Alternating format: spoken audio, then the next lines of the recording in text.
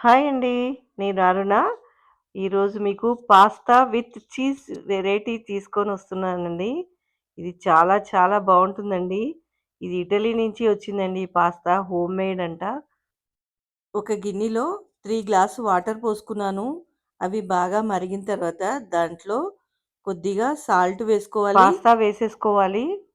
ఉడకనివ్వాలండి. ఒక 15, 20 మినిట్స్ పట్టింది. చాలా టైం పట్టింది. అది చాలా మందంగా ఉంది. కొంచెం మెత్తబడే వరకు ఉడకాలి. ఈలోపు ఇది ఇటలీ నుంచి తెచ్చారండి ఈ చీజు.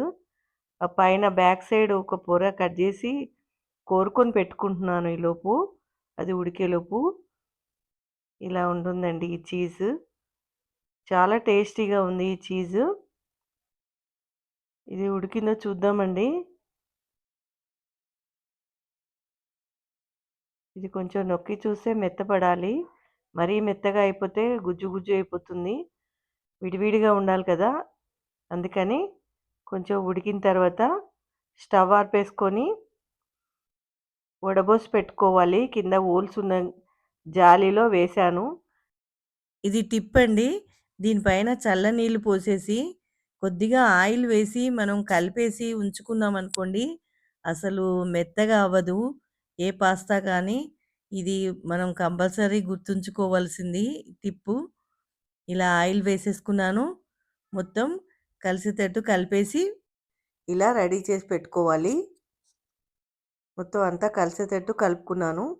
ఇది ప్యూర్ గోధుమ పిండితో చేశారండి వాళ్ళు. మైదా లేదు. చాలా హెల్తీ ఫుడ్ ఇది. తర్వాత ఒక ప్యాన్ తీసుకొని వెల్లుల్లిపాయలు సన్నగా తరిగినవి వేసుకొని, అది కొంచెం గోల్డెన్ కలర్ వచ్చే వరకు వేయించుకున్నాను. దాంట్లోనే అన్ని రకాల కూరగాయలండి. ఉల్లిపాయలు, పచ్చిమిర్చి, క్యారెట్, క్యాప్సికము ఇవన్నీ వేసుకొని దోరగా కొద్దిసేపు వేయించుకోవాలి. అవి పచ్చివాసన పోయే వరకు వేయించుకోవాలి. మంట మీడియం ఫ్లేమ్‌లో పెట్టుకోండి.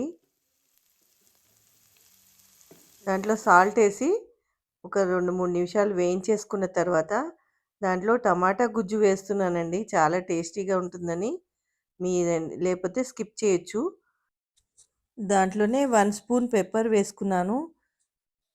2 స్పూన్స్ రెడ్ చిల్లీ సాస్ వేసుకొని బాగా కలిపేసుకోవాలి. కొద్దిగా వాటర్ పోసి. ఎందుకంటే అది బాగా ఉడికినట్టు అవుతుందండి. ఈ పాస్తాకు కూడా బాగా పడుతుంది. అందుకని కొద్దిగా వాటర్ పోసాను. తర్వాత మొత్తం కలిపేసుకోవాలి. ఇలా లైట్‌గా కలుపుకోవాలి మెత్తపడకుండా. అన్ని ముక్కలకి ఫ్లేవర్ అంటేలాగా కలిపేసుకొని ఒక 5 నిమిషాలు మూత పెట్టి మగ్గనివ్వాలి. అప్పుడు బాగా ఫ్లేవర్ వస్తుంది. టేస్టీగా వస్తుంది పాస్తా. మూత పెట్టేసుకొని 5 నిమిషాలు మగ్గనివ్వాలి. తర్వాత తీసి టొమాటో సాస్ వేసుకోవాలి. దానిపైనే మనం కోరి ఉంచుకున్నాం కదా! అది చీజ్ వేసేసుకోవాలండి. సూపర్ టేస్టీగా ఉంటుంది. అది ఏసేసుకొని ఒక 5 మినిట్స్ మగ్గిన తర్వాత మనం తింటే ఇంకా అద్భుతంగా ఉంటుంది. ఇలాంటి టేస్ట్ మీరెప్పుడూ రుచి చూసి ఉండరు. తప్పకుండా ట్రై చేయండి.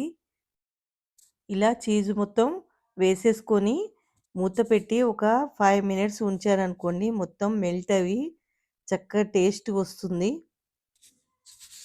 చూడండి ఎంత మంచి కలర్ వచ్చిందో. Super tasty cheese pasta ready అయిందండి. ఇది తప్పక ట్రై చేసి చూడండి. మీకు ఈ వీడియో నచ్చినట్లయితే like, share, subscribe. Thank you.